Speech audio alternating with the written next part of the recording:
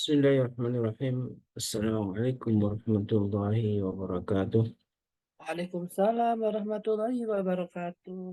Alhamdulillahilladzi anzala ala abdihi alkitaba wa lam yaj'al lahu 'iwaja.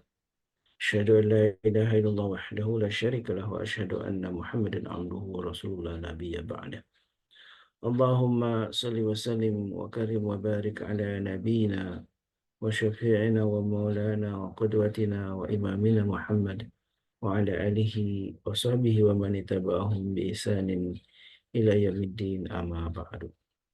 Sahabatku jamaah Majelis Keluarga Indonesia yang semoga selalu dirahmati Allah Subhanahu wa taala. Alhamdulillah wa syukurillah di pagi ini Allah masih membangunkan kita dalam keadaan sehat walafiat. Allah masih memberi kita kenikmatan iman dan Islam, dan dengan keimanan itulah alhamdulillah kita masih istiqamah dalam amal soleh, istiqamah dalam kajian ilmu bersama guru-guru kita di MKI, dan tentu ini kebersyukuran yang tidak taranya, kesyukuran yang dengan inilah insya Allah Allah akan tambah nikmat kita, nikmat kebahagiaan, nikmat sakinah mawaddah rahmah bersama keluarga kita, dan tentu kenikmatan bermajlis ilmu dengan para guru kita di MKI, bersilaturahmi dengan para sahabat ahlus surga insya Allah. Dan mudah-mudahan inilah jalan bagi kita untuk disebutkan dalam sabda Nabi yang mulia, Allah akan mudahkan jalan menuju surga. Amin Allahumma amin. Salawat dan salam tentu senantiasa kita curahkan kepada Nabi kita, baginda Rasulullah Muhammad alaihi salatu wassalam, beserta keluarganya, para sahabatnya, dan juga mudah-mudahan kita umatnya yang tidak pernah berjumpa langsung dengan beliau, tapi begitu mencintai Allah dan Rasulnya.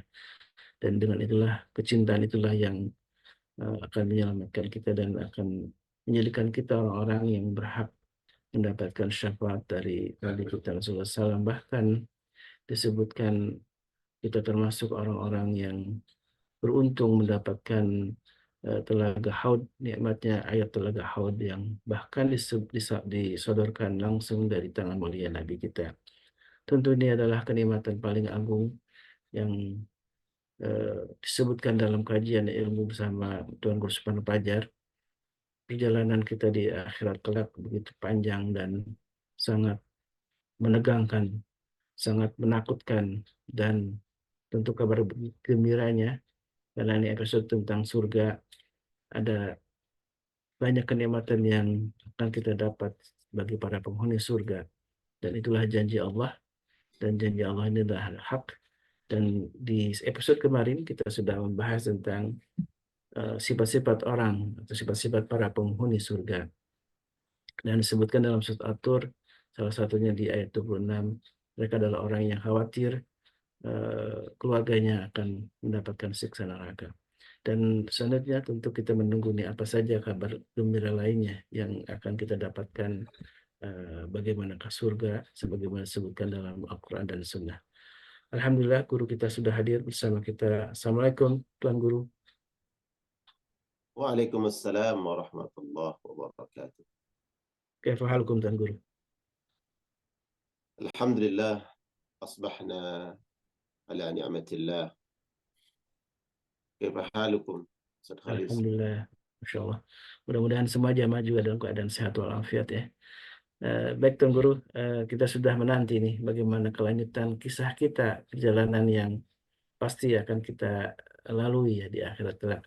Dan tentu kabar gembira tentang surga ini yang sudah ingin kita dapatkan, apalagi kenikmatan yang eh, akan kita dapatkan. Mudah-mudahan kita masuk pun beberapa penghuni surga ya. Amin. Amin Allah. Amin ya Allah, ya Rabbal Alamin. Assalamualaikum warahmatullahi wabarakatuh. Waalaikumsalam warahmatullahi wabarakatuh. Alhamdulillah, wassalatu wassalamu ala rasulillah wa ala alihi wa ashabihi wa mawala. Wa ba'du, Allahumma la ilma lana illa ma 'allamtana innaka antal alimul hakim. اللهم علمنا ما ينفعنا وانفعنا بما علمتنا وزدنا علما وأصلح لنا شأننا كله ولا تكلنا إلى أنفسنا طرفة عين. اللهم فقهنا في الدين وعلمنا التأويل. Para jamaah sekalian yang Allah muliakan, bersyukur kepada Allah Subhanahu wa taala atas nikmat karunia yang tidak henti-hentinya Allah curah limpahkan untuk kita semua. Di pagi hari ini kita masih diberikan nikmat kehidupan oleh Allah Subhanahu wa taala. Dan tentu nikmat ini merupakan amanah yang akan kita pertanggungjawabkan di akhirat kelak di hadapan Allah Subhanahu wa taala. Nikmat yang Allah berikan bukan tanpa tujuan, tapi agar kemudian nikmat ini kita syukuri dan kita pergunakan di jalan yang Allah ridhai. Salawat salam kita sampaikan kepada Rasul yang mulia di hari Jumat, hari di mana kita disunahkan untuk memperbanyak salawat kepada Rasul sallallahu alaihi wasallam. Aktsar min as-salawat ala rasulina wa habibina. Dan itu merupakan sunnah beliau dan bukti kecintaan kita kepada Rasulullah sallallahu alaihi wasallam. Semoga selawat salam kita insyaallah menghantarkan kita semua menjadi orang-orang yang dilayakkan dan dipantaskan oleh Allah mendapatkan syafaat Rasulullah sallallahu alaihi wasallam di akhirat kelak, dukhulul jannah bighairi hisabin wala adab, masuk surga tanpa dihitung amal-amal kita, tidak diperiksa dan tidak dihitung, dan Allah selamatkan kita dari azab neraka. Amin ya Allah ya rabbal alamin. Jamaah sekalian Allah muliakan, kita akan melanjutkan mengkaji kitab At-Tadhkirah. Pada pertemuan yang pekan lalu kita sudah membahas tentang sifatu ahlil jannah, sifat, karakter dan ciri-ciri orang-orang yang kelak Allah masukkan ke dalam surganya. Tentu sebagai orang yang beriman kepada Allah Subhanahu wa taala dan mengimani perkara-perkara yang gaib, di antaranya adalah surga dan neraka, maka tentu inilah yang menjadi obsesi terbesar kita. Kelak di akhirat Allah masukkan kita semua ke dalam surganya. Bahkan bukan hanya kita, tapi juga seluruh anggota keluarga kita masuk surga, berkumpul, bersua, bertemu bersama di dalam surga Allah Subhanahu wa taala. Tentu ini menjadi sebuah tujuan dan cita-cita besar orang-orang beriman. Kemudian di dalam bab ini, di dalam kitab At-Tadhkirah juga dijelaskan tentang ahlin nar, sifat, karakter dan ciri-ciri orang-orang yang kelak Allah masukkan ke dalam nerakanya. Na'udzubillah, tsumma na'udzubillah. Tentu dua perkara ini yang selalu kita minta kepada Allah. Allah masukkan kita ke dalam surga dan Allah hindarkan kita dari azab neraka. Dalam doa yang sering kita baca, Rabbana atina fid dunya hasanah wa fil akhirati hasanah. Fil akhirati hasanah ini adalah masuk surga. Wa qina azabannar. Ya Allah, lindungi kami, hindarkan kami dari siksa api neraka. Nah, untuk merealisasikan daripada doa ini, maka penting dan baik adanya bila mana kita memperhatikan sabda Nabi Shallallahu Alaihi Wasallam yang tercantum di dalam bab ini. Sifat ahlul jannah sudah kita ketahui bersama, yang kita minta menjadi wa fil akhirati hasanah. Nanti di akhirat Allah masukkan ke dalam surga. Sifat ahlul jannah yang sudah kita bahas adalah pemimpin yang adil. Yang kedua, orang yang lembut hatinya. Dan yang ketiga adalah orang yang selalu berupaya menjaga nilai-nilai kehormatan dirinya, ya, yang disebut dengan afif. Nah, kemudian berikutnya Imam Al-Qurtubi mencantumkan, ya, hadis ini sabda Rasulullah sallallahu alaihi wasallam, wa ahlun nari khamsatun, dan penduduk neraka ada 5 jenis manusia. Ada 5 sifat yang disebutkan oleh Nabi sallallahu alaihi wasallam. Dan 5 ini bukan berarti hanya 5 jenis manusia ini. Ini bagian dari sifat-sifat yang Allah sebutkan di dalam Al-Quran, dan Nabi juga sebutkan dalam hadis-hadis yang lain. Ya. Nabi menyebutkan 5 sifat, 5 karakter, 5 jenis manusia ini agar kemudian kita berupaya menghindari, menjauhi sifat daripada sifat-sifat yang Nabi sebutkan di dalam hadis ini. Yang pertama, ad-dha'if alladhi la zabara lahu alladzina hum fikum taba'un. Yang pertama adalah orang yang lemah. Al-dha'if, lemah. Alladzi la zabara lahu, yang tidak memiliki akal. Nah, apa yang dimaksud oleh Nabi sallallahu alaihi wasallam dengan kalimat al-dha'if, lemah? Apakah lemah yang bersifat umum? Tidak. Ya. Al-dha'if yang dimaksud di sini dijelaskan adalah orang yang lemah dalam memegang prinsip-prinsip keimanan. Ya. Kalau semalam dalam kajian tadabbur Al-Quran di majelis tazkiyah MTI, kita sebutkan bahwa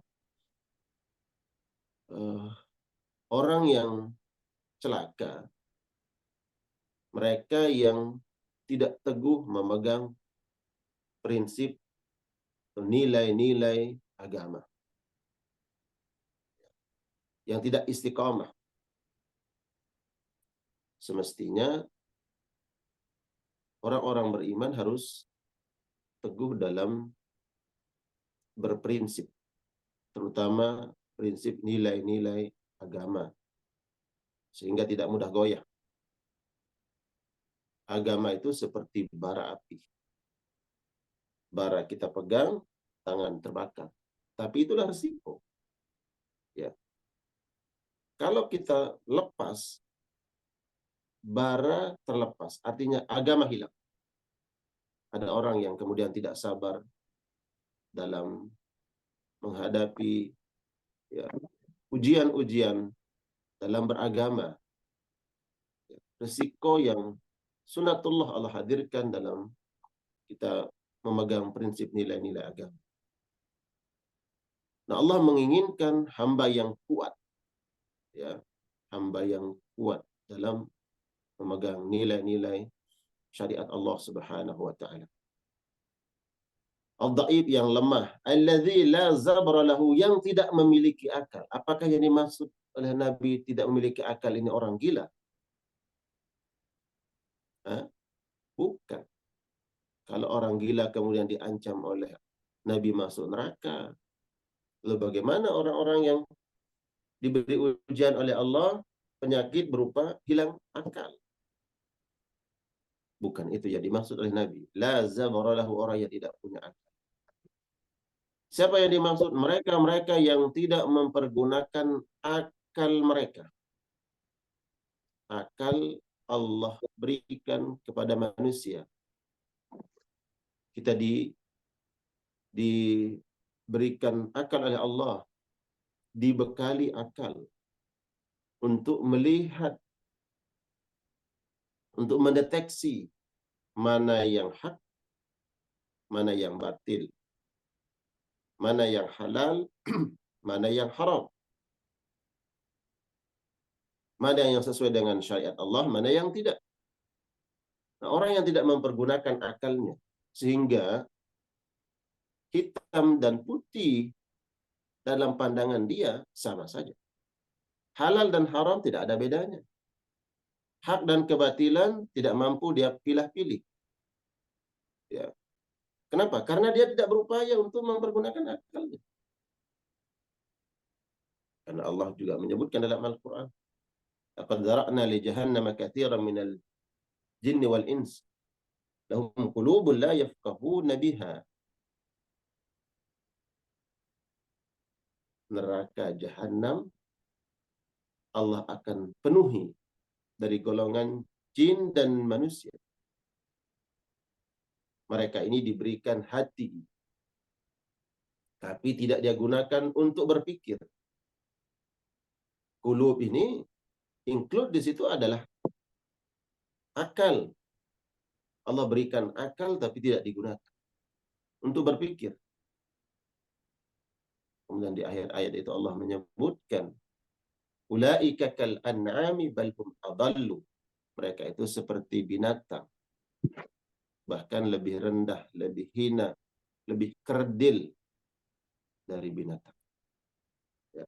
Jadi orang yang lemah imannya, lemah memegang prinsip agama, kemudian dikuatkan oleh Nabi, la zabra lahu, tidak memiliki akal. Bukan orang gila maksudnya. Mereka yang tidak mempergunakan akalnya untuk mendeteksi kebenaran, untuk melihat keagungan Allah, pesan-pesan Allah Subhanahu wa taala dalam Al-Qur'anul Karim. Maka itu kemudian kita di-warning oleh Allah Subhanahu wa taala, diingatkan jangan sampai kita meninggalkan generasi-generasi yang lemah. Wal yakhshal ladzina law taraku min khalfihim dzurriyyatan dhi'afa. Hendaklah kalian orang-orang beriman merasa khawatir bila mana kalian meninggalkan generasi-generasi di belakang kalian, generasi-generasi setelah kalian, mereka dhi'afa, orang-orang lemah. Ya, apakah lemah fisik? Ya, bukan lemah fisik yang dimaksud, tapi lemah imannya, lemah akidahnya. Ini yang paling utama. Kalau kita bicara skala utama, skala prioritas, jangan sampai kita meninggalkan generasi yang lemah imannya, lemah akidahnya. Ya, baru turunan-turunan ke bawahnya, ya, yang generasi yang lemah ekonominya, lemah ilmunya, lemah fisiknya. Tapi ancaman pertama itu adalah mereka-mereka yang lemah imannya. Bayangkan, iman kemudian dia buang, iman dia gadaikan. Apa konsekuensi dari iman digadaikan, iman dibuang? Ya kufur. Ya, kekufuran. Ancaman bagi orang yang kufur, dukhulun nar, masuk neraka. Ya. Ya, ahlun nar, yang akan masuk neraka. Ya. Nah, jadi masuk neraka ini ada yang sekian waktunya di dalam neraka, ada yang setahun, 2 tahun. Tidak diancam dengan apa? Tidak diancam dengan khalidina fiha. Tidak diancam dengan kekekalan dalam neraka. Yang kekal itu adalah orang yang kufur kepada Allah. Ya. Tapi konsekuensi dari sifat-sifat ini adalah ya masuk neraka. Orang yang lemah imannya dia gadaikan. Ya. Alladzina hum fikum taba'un. Mereka di tengah-tengah kalian itu menjadi pengikut. Nggak punya prinsip. Cuman ngekor saja. Taba'un itu pengikut. Orang ke kanan ngikut ke kanan. Tidak tahu ini mau ke kanan mau ke mana. Apakah masuk jurang atau mau selamat. Dia nggak peduli, penting ikut aja. Ya, senangnya jadi follower doang. Ya. Dan follower yang tidak kritis. Ya. Cuman ngikut aja. Ya. Orang belok kanan, ikut belok kanan. Kalau orang belok kiri, ikut belok kiri. Nggak tahu, nggak nanya. Ini mau kemana nih? Ya. Tapi yang berbahaya, sen kanan belok kiri. Yang berbahaya. Tidak punya prinsip kan? Apa yang diucapkan beda dengan apa yang diperbuat. Nah ini jamaah sekalian Allah muliakan. Sifat pertama yang disebut oleh Nabi kalau akan masuk neraka adalah orang yang tidak punya prinsip. Dia cuman ngekor aja.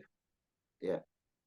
Orang berbuat buruk, berbuat jahat, ya, dia dipengaruhi. Ya. Tidak punya komitmen, tidak punya prinsip, tidak punya proteksi yang kuat. Ya. Mudah dipengaruhi, ya, dipengaruhi teman, dipengaruhi lingkungan. Mestinya orang-orang beriman itu punya prinsip. Ya, teguh memegang nilai-nilai ajaran agama. Bukan kita yang dipengaruhi, namun kitalah yang mempengaruhi. Bukan kita yang disibghah, bukan kita yang terwarnai, tapi kita yang mewarnai. Subhanallah. Kita belajar di sifat-sifat karakter para ulama-ulama dahulu. Subhanallah. Mereka adalah orang-orang yang dicatat oleh sejarah memegang prinsip yang kuat. Mereka teguh berdiri ya dengan prinsip-prinsip agama. Ya. Makanya kalau hari ini dan kita melihat ada ulama-ulama kita yang teguh memegang prinsip. Nah, ini yang perlu harus kita ikuti. Ya. Jangan takut. Ya. Bila mana ada aturan yang melanggar hukum Allah, jangan takut. Jangan takut dikucilkan, jangan takut dicemooh, jangan takut tidak mendapatkan sesuatu. Yang lagi viral. Nih, kemarin ada aturan paskibra yang harus mengikuti aturan tidak menggunakan hijab. Maka ulama-ulama kita yang punya prinsip segera ya berkomentar, memberikan peringatan. Kalau sampai aturan itu tetap berlaku, jangan takut menarik anak-anak kita tidak mengikuti upacara tersebut. Itu kan prinsip. Ya. Jangan takut tidak mendapatkan sesuatu. Takutlah bila mana kita dimurkai oleh Allah Subhanahu wa taala. Ini yang pertama. Yang kedua, wal kha'inu alladhi la yakhfalahu tama'un wa in daqqa illa khainahu. Sifat ahlun nar yang kedua disebut oleh Nabi sallallahu alaihi wasallam, mereka yang dalam jiwa mereka ada benih-benih pengkhianatan. Orang yang suka berkhianat. Dan khianat merupakan sifat orang munafik. Ancaman orang-orang munafik dukhulun nar, masuk neraka. Ayatul munafik salat. Kalau kau ingin mengetahui sifat orang munafik ada 3 kata Nabi. Idza hadatsa kadzaba. Kalau berbicara dia dusta. Wa idza wa'ada akhlafa. Kalau dia janji suka mengingkari janjinya. Mengingkari bukan ada dasar uzur syar'i. Kemudian wa idza tumina khana, bila mana diberikan kepercayaan, diberikan amanah, kepercayaan dan amanah itu dia khianat. Ya. Al-kha'in, orang yang khianat. Alladzi la yakhfalahu tama'un, tidak tersembunyi. Ya, tidak tersembunyi ya bentuk pengkhianatannya dengan sengaja, dengan tidak merasa malu. Dia memperlihatkan bahwa dirinya itu khianat. Bahkan kata Nabi wa indaqqa illa khatu. Bahkan dalam perkara-perkara ya, perkara-perkara yang sedikit manfaat yang dia dapatkan, bukan perkara kecil ya. Sedikit manfaat dia dapatkan, tapi berani dia khianat. Ya, orang yang khianat ini sebenarnya sedang menghancurkan apa ya? Kepercayaan orang lain terhadap diri. Dia menghancurkan legitimasi dia. berani dia menghilangkan sesuatu hal yang besar, itu kepercayaan orang, ya, hanya gara-gara mendapatkan yang remeh-temeh. Tuh.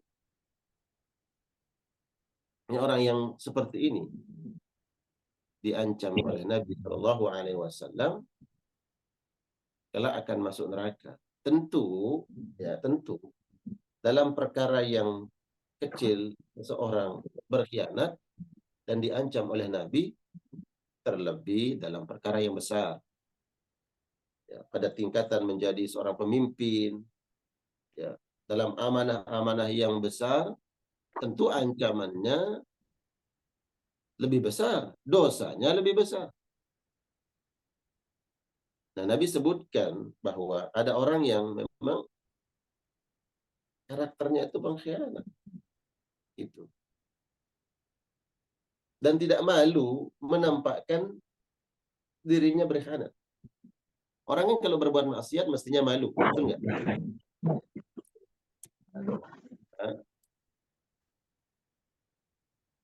Malu tidak orang berbuat maksiat? Malu dong. Mestinya malu. Apalagi dosa dan maksiat itu terhendus, diketahui, dilihat oleh orang lain. Ya malu. Nah, ada orang yang justru terbuka, ya, memperlihatkan dosa dan maksiat itu. Dengan tidak malu-malu mengatakan, ya, banyak orang yang berkhianat, tidak malu-malu mengajak orang lain.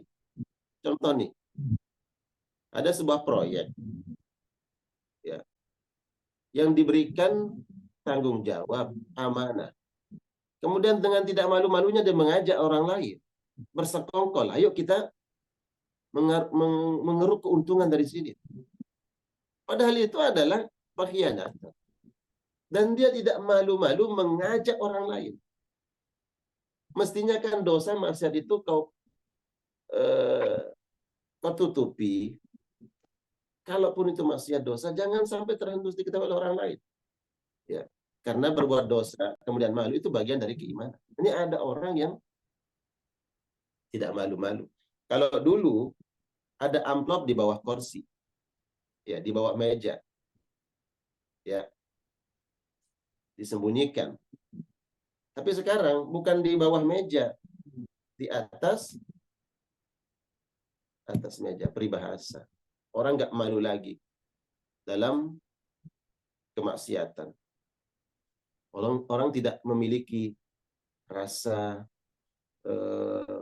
menjaga kehormatan, mengajak orang lain berbuat maksiat. Hanya kemudian diancam oleh Nabi Shallallahu Alaihi Wasallam.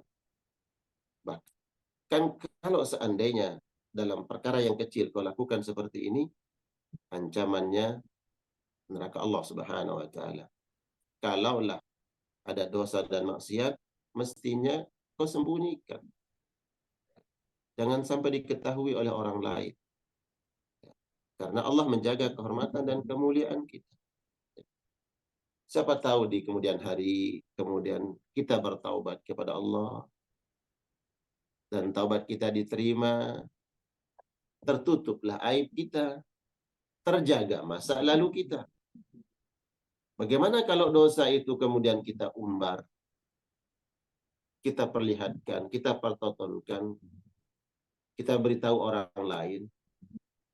Kemudian Allah berkehendak di kemudian hari kita bertaubat. Sedangkan kita sudah membuka aib kita terhadap orang lain.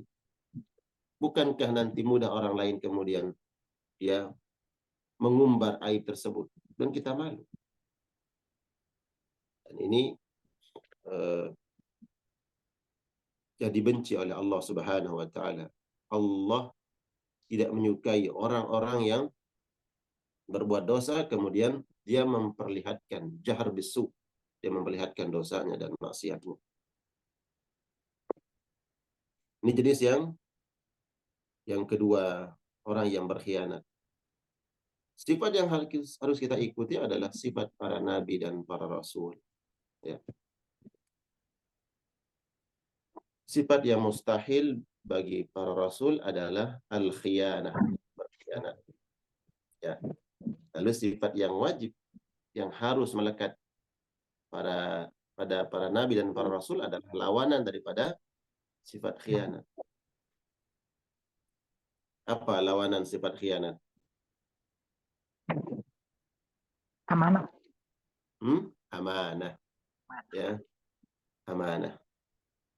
Para nabi dan para rasul mustahil terhinggapi oleh sifat khianat.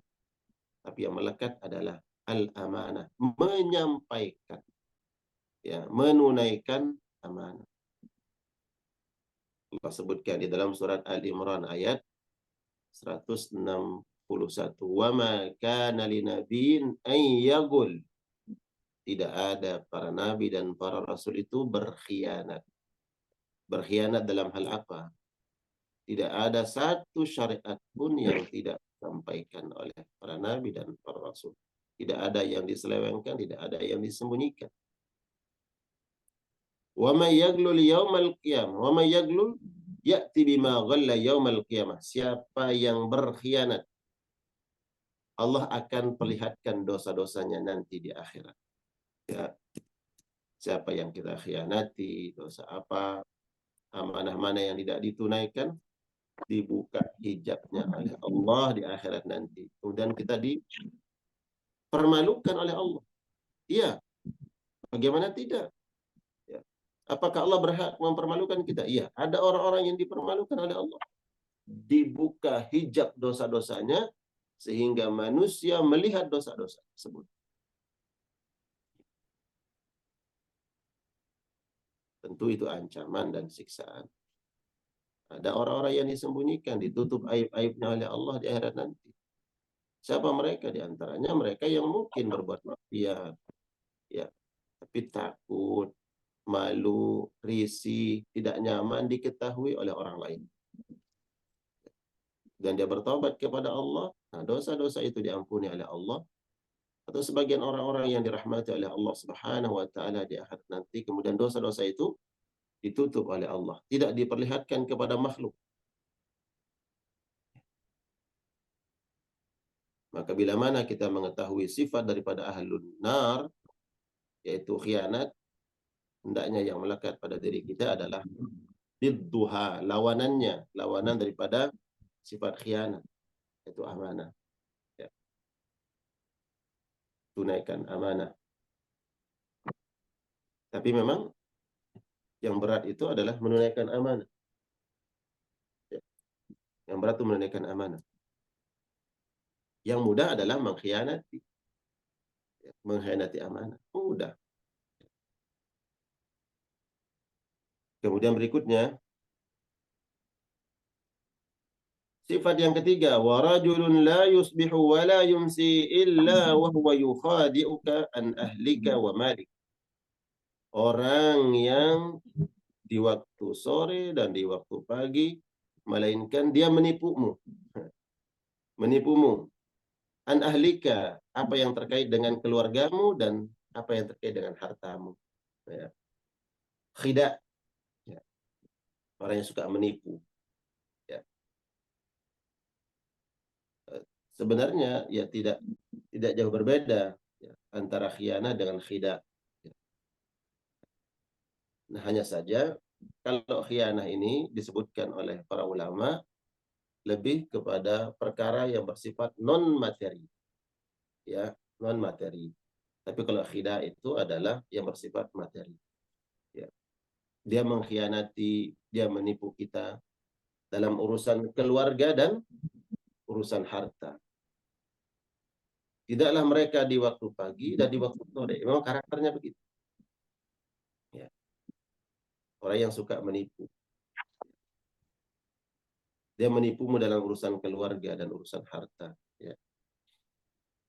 Ini yang ketiga. Wa dzakara al-bakhil wal kadhib. Kemudian yang keempat, Nabi menyebutkan al-bukhl.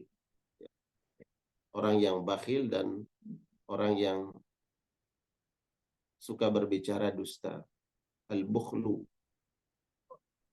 Nah, ini penyakit hati. bakhil, orang yang kikir. Ya. Tidak akan masuk surga orang yang bakhil. Ya. Ancamannya. Ya. Lawanan daripada bakhil apa?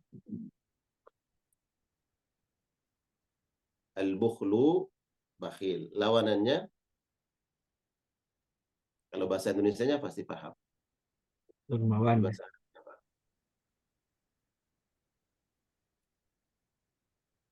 Lawanan daripada bukhul adalah al-karam wal jud. Karam, dermawan. Jud, murah hati. Ya, makanya di antara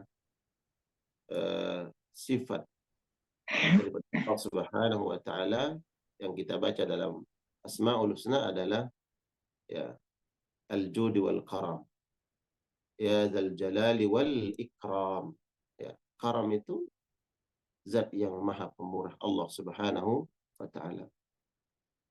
Ya. Dan sifat karam, jamaah sekalian Allah muliakan, adalah sifat yang disenangi oleh siapa saja. Dan orang yang melakukan, yang memiliki sifat ini akan disenangi oleh siapa saja dan siapapun dia. Ayo kita buktikan. Kalau kita punya teman, dia Nasrani, kan beda akidah kita. Betul nggak? Tapi kalau dia memiliki sifat dermawan, murah hati, kemudian kita punya teman, dia Muslim, tapi meditnya bukan main, pelitnya nggak ketulungan. Kira-kira sifat mana yang lebih kita senangi? Orang yang mana yang lebih kita senangi? Orang yang Nasrani ini atau yang Muslim? Tidak sebut. Disebutkan dalam kitab. Pastilah kita akan menyenangi yang Nasrani tersebut sebagai teman, sebagai sahabat. Karena sifat ini kalau dia melekat kepada siapa saja, itu pasti kita akan senangi. Dan dilakukan oleh siapa saja, pasti kita akan senangi. Itu disebutkan dalam syarah kitab Riyadhus Shalihin. Bukan berarti kemudian kita memberikan loyalitas kita terhadap yang Nasrani, bukan. Artinya sifat ini disenangi. Siapa saja yang melekat padanya, sifat ini pasti akan disenangi. Hatta orang yang berbeda agama, hatta orang yang berbeda keyakinan dengan kita, pasti disenangi. Lihat di sekitar kita, di lingkungan kita. Ada orang yang berbeda akidah dengan kita. Dia orang Nasrani. Dan ada orang Muslim. Dua-duanya ini orang kaya nih. Ini Nasrani kaya. Ini Muslim kaya. Yang Nasrani, kalau ada bakti sosial, ada sumbangan untuk warga, dia mudah membantu. Dia dermawan. Tapi ini yang Muslim ini nggak pernah membantu warga. Nggak pernah memberikan kontribusi. Pokoknya pelitnya udah bukan seantero dunia, seantero kampung kita tahu. Kira-kira yang disenangi oleh penduduk kampung itu, oleh warga itu, orang Nasrani ini atau orang Muslim ini? Nasrani. Ini perbandingan. Bukan berarti kemudian ya kita memberikan loyalitas kita terhadap nasi, bukan. Artinya ini pasti disenangi. Hendaknya sifat itu ada pada orang Muslim. Karakter jud itu ada pada orang Muslim. Al-karam itu hendaknya melekat pada orang beriman. Lawanannya dibenci oleh Allah. Al-bukhl. Orang yang pelit pikir. Ya. Karena Nabi SAW ajwadun nas. Kata Anas bin Malik. Aku melihat manusia yang paling dermawan itu adalah Nabi SAW. Anas itu ya melakukan investigasi, melihat para sahabat. Sahabat yang paling dermawan Abu Bakar. Coba dia dia telisik. Mana yang lebih dermawan, Nabi atau Abu Bakar? Kata Anas, aku tidak mendapati manusia yang paling dermawan melebihi Nabi SAW. Nah, itu sifat yang ada pada Nabi. Mestinya orang-orang yang mencintai Nabi SAW. memiliki sifat itu. Ya. Al-jud wal karam. Tentu pada porsinya. Wala tulku aidiakum ila tahlukah. Jangan kalian melemparkan diri kalian ke jurang kehancuran. Ketika seseorang menolong orang lain tentu dengan kadar dan kemampuannya, tidak membuat dirinya mudarat. Ya. Al-jud wal karam ini adalah sesuai dengan kadar dan kemampuan. Wa dzakara al-bukhla wal kadhiba, pada jenis keempat Anas menyebutkan bahwa Nabi menyebutkan sifat bakhil dan dusta. Jadi dijadikan satu, al-bukhl wal kadhib. Orang yang bakhil dan suka dusta, suka bohong. Ya. Yang keempat. Kemudian yang kelima, wasyanzir, al-fahash atau al-fahash, orang yang akhlaknya buruk, ya, orang yang akhlaknya buruk dan bertabiat jelek, orang tidak baik akhlaknya. Jadi jamaah sekalian Allah muliakan, ini 5 sifat daripada ahlun nar yang disebutkan oleh Nabi SAW dalam satu hadis yang Nabi menyebutkan sifat ahlul jannah, kemudian Nabi juga menyebutkan di saat yang bersamaan daripada sifat ahlun nar, sifat-sifat penduduk neraka. Tentu setelah kita membaca hadis ini, besar harapan kita bahwa sifat-sifat ahlul jannah melekat pada diri kita, kemudian karakter dan tabiat ahlun nar yang disebutkan oleh Nabi SAW di dalam hadis ini berupaya untuk kita hindari, kita jauhi. Kalaupun kemudian kalau kita mendiagnosa diri kita, tidak usah melihat orang lain. Kalau memberikan sifat-sifat buruk dan gelar-gelar yang tidak baik terhadap orang lain itu perkara mudah. Tapi yang sulit itu adalah bagaimana kita mengoreksi diri kita. Kita coba mendiagnosa diri kita ini ada tidak sifat-sifat yang Nabi sebutkan ini pada diri kita. Kalau kita kemudian dengan jujur menemukan bahwa oh iya, jangan-jangan ya sifat-sifat itu dan benih-benih itu ada pada diri kita, maka kita berupaya untuk membersihkan dan memperbaiki diri. Hasibu anfusakum qabla an tuhasabu. Hisablah diri kalian, koreksilah diri kalian, hitunglah amal kalian sebelum nanti di akhirat ya kalian dikoreksi oleh Allah Subhanahu wa taala. Ini pesan Nabi sallallahu alaihi wasallam. Dan lihatlah amal-amal kalian, kata Nabi, sebelum nanti di akhirat kalian dihitung amal-amal kalian. Al-yaum amalun wala hisab, wal ghad hisabun wala amal. Hari ini, maksudnya semasa kita hidup di dunia, adalah waktu dan momentum kita untuk memperbanyak amal, dan belum dihitung amal kita oleh Allah Subhanahu wa taala. Wal ghad, dan hari esok, itu hari kiamat, adalah hisabun wala amal, di mana waktunya amal-amal kita dihitung oleh Allah dan tidak ada lagi terbuka kesempatan untuk kita melakukan amal soleh. Maka selama kita masih diberikan waktu dan kesempatan oleh Allah untuk memperbanyak amal soleh, kita lakukan hari ini. Ya. Barakallahu fina fikum ajma'in. Hadis ini yang coba kita bahas pagi hari ini, Ustaz Khalis. Semoga bermanfaat insyaallah taala. Barakallah. Silakan Ustaz Khalis. Masya Allah, tabarakallah. Dan menjadi peringatan untuk kita semua ya Tuan Guru ya. Sifat-sifat yang tadi disebutkan dalam sabda Nabi yang mulia, kita jangan sampai termasuk kepada bagian orang-orang yang disebutkan tadi 5 sifat ya. Salah satunya orang yang jadi berkhianat gitu ya, orang yang dusta, orang yang bakhil gitu ya. Dan mudah-mudahan dengan sering ngaji di FK ini kita saling mengingatkan sesama kita, saling berwasiat dalam kebajikan dan kesabaran. Baik jemaah, silakan masih ada waktu untuk bertanya ya ke Tuan Guru. Ada beberapa hal barangkali yang ingin lebih diperjelas tentang eh, sifat-sifat para penghuni neraka ya. Silakan, ada yang ingin bertanya.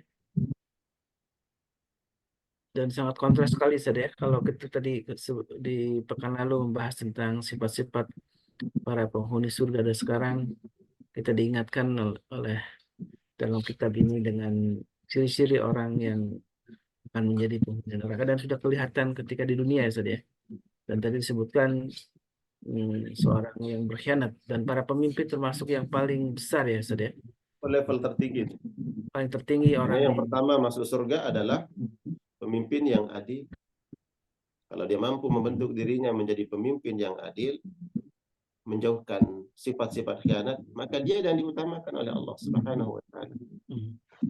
Nah, sebaliknya, karena pahala besar yang akan dia dapatkan bila dia adil, bila dia amanah, begitu juga dosanya besar. Allah lipat gandakan dosanya. Bahkan lebih dahulu dimasukkan oleh Allah ke dalam neraka Allah pemimpin-pemimpin yang berkhianat. Adapun yang dimaksud dalam hadis ini ya, ada orang yang memiliki benih-benih pengkhianat.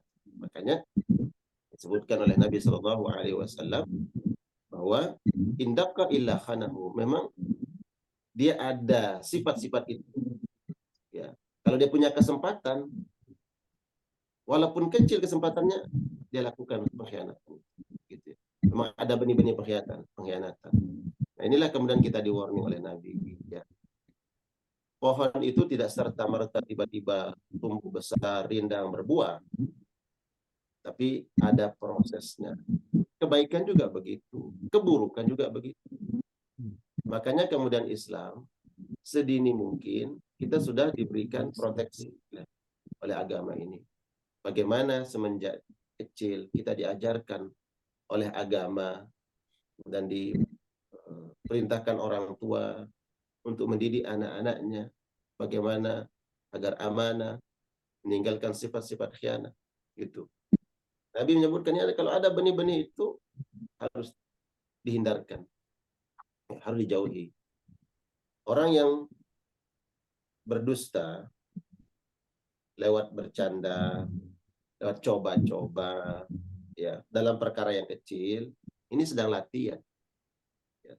Sebagaimana orang yang latihan angkat beban berat, dia nggak berani dulu berkhianat dalam perkara besar, takut konsekuensinya, takut ancamannya. Kalau nanti dengan nilai begitu kan berapa ya berapa tahun hukumannya? Bisa 25 tahun. Ya. Tapi mulai dari perkara-perkara kecil. Kalau dia terbiasa dalam perkara-perkara kecil, berani kemudian dia lebih besar lagi. Ya. Bahkan tidak lagi memikirkan resiko. Sebesar apapun resikonya, dia tidak lagi memikirkan itu. Karena sudah terbentuk tuh sifat khianat. Ya. Makanya kemudian Nabi menyebutkan bahwa orang yang berkhianat ini ada benih-benih pengkhianatan pada dirinya, walaupun dalam perkara-perkara kecil. Ya. Maka kita harus berhati-hati. Silakan Pak Haji Hussein. Silakan Abah. Assalamualaikum warahmatullahi wabarakatuh. Waalaikumsalam. Semoga Tuan Guru dan semua jemaah sehat walafiat. Amin. Amin ya Allah ya Rabbal alamin. Tanya di Tuan Guru kaitan dengan tadi, bagaimana kiat-kiat usaha kita untuk menanam benih-benih yang baik agar tidak menjadi pengkhianat maupun penjilat, ya. Nah, itu apa? Kemudian adakah doa khusus agar kita terhindar dari orang-orang yang pencilat, munafik dan itu tadi. Ya, seperti itu. Kira-kira seperti apa supaya kita yang ngelihat kondisi sekarang kan mau nggak mau kadang-kadang kita terpancing juga jadi emosi kan gitu. Nah, gimana supaya kita tenang aja lah. Lu mau ngapain kita diem aja sudah. Nah, seperti apa barangkali mohon pencerahannya. Syukran. Baik, barakallah. Jamaah sekalian Allah muliakan. Tadi saya menganalogikan ya sebuah pohon. Pohon itu tidak serta-merta tiba-tiba tumbuh besar, rindang, berbuah, tapi ada prosesnya. Bahkan kalau kita ingin memanen, mendapatkan hasil buah yang bagus, pohon itu dirawat, ya, diberikan pupuk, dijaga. Begitulah analogi sifat-sifat baik. Ya, makanya orang beriman itu kemudian diibaratkan seperti kasyajaratin, seperti pohon yang rindang, karena memang tidak serta-merta pohon itu besar, rindang, berbuah, memberikan manfaat, tapi ada prosesnya. Nah, proses inilah yang ya disebut oleh Nabi. Al-Quran menyebutkan pohon, tapi prosesnya ini yang disebutkan oleh Nabi SAW, sebagaimana Nabi menyebutkan bahwa agar kita merintahkan anak kita untuk menjaga ibadahnya, ya, mengajarkan nilai-nilai akhlak. Nabi SAW mengatakan, alzimu auladakum ahsinu adabahum. Hendaknya kalian selalu berinteraksi dengan anak-anak kalian dan ajarkan akhlak yang baik pada mereka. Nah, ini kan sebuah pendidikan. Nah, kita diperintahkan mengajarkan akhlak-akhlak yang baik. Kemudian jangan lupa kita juga memberikan teladan, contoh yang baik, dan berikan warning kepada anak-anak kita agar jangan sampai mereka melakukan hal-hal yang buruk, memiliki sifat-sifat yang tercela. Nah, inilah yang perlu kita lakukan, jemaah sekalian Allah muliakan, bagi anak-anak kita, bagi keluarga kita. Sebagai seorang suami hendaknya mampu menjadi teladan, menjadi contoh. Kita ingin anak-anak kita, keluarga kita, orang-orang yang amanah. Tapi di saat yang bersamaan mungkin kita memberikan teladan yang tidak baik. Di saat yang bersamaan kita yang berkhianat. Maka apa yang harus kita lakukan? Jadilah orang-orang yang memberikan teladan, memberikan contoh. Ya. Makanya kemudian bukan hanya kalau ada buku yang ditulis oleh Kiai Rahmat Abdullah dulu, yang temanya, judulnya itu bukan hanya kesalahan Fir'aun. Ya. Fir'aun itu bermaksiat kepada Allah Subhanahu wa Ta'ala. Tapi juga ada andil bahwa rakyat Fir'aun juga memang ya memiliki karakter yang sama dengan Fir'aun. Artinya bahwa kita selaku kepala rumah tangga sejatinya memberikan teladan yang baik, memberikan contoh yang baik, sehingga teladan dan contoh yang baik itulah yang diikuti oleh anggota keluarga kita. Nilai-nilai itu yang kita tanam.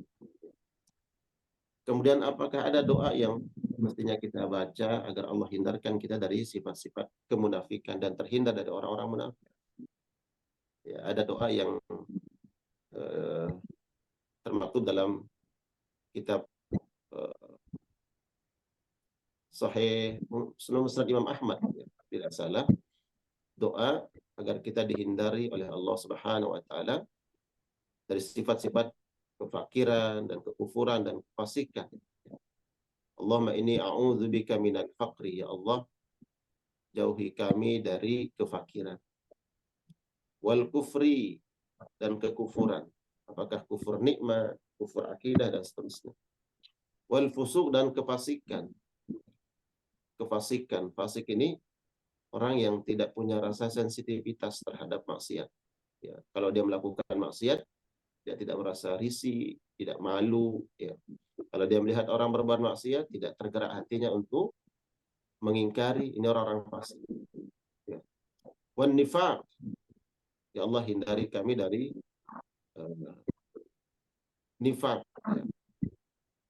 Kemudian wasum'ah warriya, ya Allah hindarkan kami dari kalau berbuat kebaikan ingin diketahui oleh orang lain, ya, ingin didengar kebaikan kita, ingin diketahui oleh orang lain, dan riya, kita ingin disanjung dan seterusnya.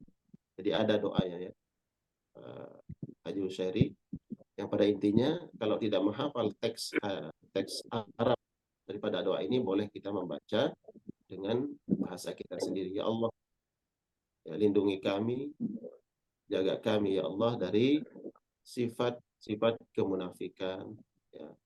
Kemudian hindari kami ya Allah dari kefakiran, dari kekufuran, dan jangan sampai kami beramal karena ingin dilihat oleh orang lain, ingin disanjung oleh orang lain. Jadi konten daripada doa itu ya ada beberapa tadi, agar kita terhindar dari sifat nifaq, kemudian riya dan sum'ah. Gitu ya Pak Haji Yusairi, barakallah. Baik, syukron. Untuk doanya ini saya juga dapatkan dari riwayat Imam Ahmad ya. Dan Allahumma inni a'udzubika minal faqri wal kufri wal fusuqi wal nifaqi ya. Dan wasum wal Dan riya. ada doa yang diajarkan oleh Nabi agar kita tidak terbelenggu oleh orang-orang yang buruk. Tadi kan Pak Haji Yusairi, agar kita terhindar dari orang-orang jahat. Ya, ada doa yang saya yakini oleh jamaah dihafal, dan memang kita diperintahkan untuk menghafal doa itu. Allahumma inna na'udzubika minal ajzi wal kasal wa minal jubni wal bukhl wa min ghalabatid dain wa qahrir rijal. Ya. Hafal nggak doanya? Kalau ada yang belum hafal, hafal. Ini baik banget. Ya. Allahumma inna na'udzubika minal, apa tadi yang pertama? Allahumma inna na'udzubika minal Ajzi. bukhli wa jubni wa a'udzubika minal. Iya. Coba Pak Haji Yusairi. Allahumma inna na'udzubika minal Allahumma inna na'udzubika minal bukhli wal kasali. Oke. Apa lagi itu? Lupa. Wa a'udzubika min azabil qabri. Jubni wal bukhl. Jubni wal bukhl. Wa na'udzubika min azabil qabri. Min ghalabatid dain wa qahrir rijal. Wa qahrir rijal. Nah, wa qahrir rijal itu ya tekanan ya orang lain. Kita dihantui, dibayang-bayangi oleh keburukan orang lain. Termasuk tadi Pak Haji Yusairi menyebutkan keburukan orang-orang munafik, orang fasik. Ya. Agar kita tidak terbelenggu oleh aturan. Ini atasan yang buruk. Akhirnya dia mengeluarkan sebuah aturan yang mengekang kita, mempersulit urusan agama kita. Minta kepada Allah agar kita punya, kalau kita punya atasan ini yang punya loyalitas terhadap agama Allah, yang muslim. Kalau dia kafir, seandainya dia kafir, tidak ada sifat-sifat memusuhi agama Allah Subhanahu wa taala. Begitu ya. Barakallah. Baik, silakan, ada yang ingin bertanya lagi? Dan memang doa menjadi senjata bagi orang-orang beriman tadi ya. Doa ini yang dari awal kita memang harus memohon kepada Allah agar terhindar dari keburukan orang lain gitu ya. Tadi disebutkan dalam doa-doa yang sudah diajarkan oleh guru kita. Silakan kalau ada yang ingin bertanya sebelum ditutup. Baik, Ustaz, kalau kita tutup, mudah-mudahan ini menjadi sebuah pertemuan yang memberikan inspirasi untuk kita semua untuk terhindar dari sifat-sifat orang-orang yang akan menjadi penghuni neraka. Dan ini sangat penting ya, doa-doa yang diajarkan oleh Rasulullah SAW dalam banyak hadis Nabi untuk terhindar dari sifat-sifat buruk ini. Dan barangkali bisa ditutup Ustaz dengan doa, apalagi di Sayyidul Ayam ini. Wabil masykur. أعوذ بالله السميع العليم من الشيطان الرجيم. بسم الله الرحمن الرحيم. الحمد لله رب العالمين حمدا يوافي نعمه ويكافي مزيده. يا رب لك الحمد كما ينبغي لجلال وجهك وعظيم سلطانك. اللهم صل وسلم وبارك على محمد وعلى آل محمد. اللهم اغفر لنا ذنوبنا ولوالدينا وارحمنا وارحمهم كما ربونا صغارا، ولجميع المسلمين والمسلمات والمؤمنين والمؤمنات الأحياء منهم والأموات. اللهم اغفر لنا ما قدمنا وما أخررنا وما أسررنا وما أعلنا. أنت المقدم وأنت المؤخر وأنت على كل شيء قدير. اللهم أعنا على ذكرك وشكرك وحسن عبادتك. اللهم إنا نعوذ بك من العجز والكسل ومن الجبن والبخل ومن غلبة الدين وقهر الرجال. اللهم انصر إخواننا المستضعفين في غزة. اللهم انصر على أعدائك أعداء الدين. اللهم عليك باليهود الغاصبين الظالمين المحتلين. اللهم تقبل شهداءنا، شهداء فلسطين، شهداء غزة. اللهم تقبل شهداءهم، اشف مرضاهم وداوي جريحهم، وكن لهم معينا يا رب، معينا ونصيرا برحمتك يا أرحم الراحمين. ربنا لا تزغ قلوبنا بعد إذ هديتنا وهب لنا من لدنك رحمة إنك أنت الوهاب. ربنا آتنا في الدنيا حسنة وفي الآخرة حسنة وقنا عذاب النار والحمد لله رب العالمين. Barakallah semuanya jamaah, kurang lebihnya mohon dimaafkan. Wal-afu minkum. Syukran ala husni musyarakatikum. Terima kasih atas bergabungnya para jamaah. Semoga tetap istiqamah. Sekecil apapun nilai manfaat dari majelis yang kita dapatkan, insya Allah akan menjadi tirai penghalang dan dinding kita dari dahsyatnya api neraka. Amin. Ya Allah ya Rabbal Alamin. Assalamualaikum warahmatullahi wabarakatuh. Waalaikumsalam warahmatullahi wabarakatuh. Jazakallah khair Ustaz, atas ilmu nasihatnya. Mudah-mudahan kita termasuk orang-orang yang dibukakan pintu hati kita untuk menerima nasihat ini. Dan kami informasikan insya Allah di hari Ahad tanggal 18 Agustus ya, Ruqyah Kemerdekaan, Ruqyah bersama Ustaz Al-Mubabari. Tidak hanya terapi, tentu ada satu kajian ilmu tentang ruqyah. Mudah-mudahan kita juga diistiqomahkan oleh Allah untuk hadir. Silakan bagi yang dekat ya, Depok sekitarnya, Bogor, gitu, Jakarta, insya Allah ini mudah dijangkau. Ini di masih kompleknya Abang Seri ya. Silakan untuk menghadirinya. Mudah-mudahan ini juga bagian dari amal yang akan menghadirkan kecintaan Allah kepada kita semua. Allahumma amin. Dan inilah satu upaya kita dari Majelis Keluarga Indonesia untuk selalu hadir bersama jamaah, dan tidak hanya kegiatan-kegiatan yang sifatnya online tapi juga offline. Mudah-mudahan setiap bulan kita bisa menyelenggarakan kegiatan offline, tentu bisa bersilaturahmi dengan para guru kita dan juga jamaah semuanya. Baik, mari kita tutup dengan doa kafatul majlis. Subhanakallahumma wa bihamdika asyhadu an la ilaha illa anta astaghfiruka wa atubu ilaik. Wassalamualaikum warahmatullahi wabarakatuh. Waalaikumsalam warahmatullahi wabarakatuh. Allah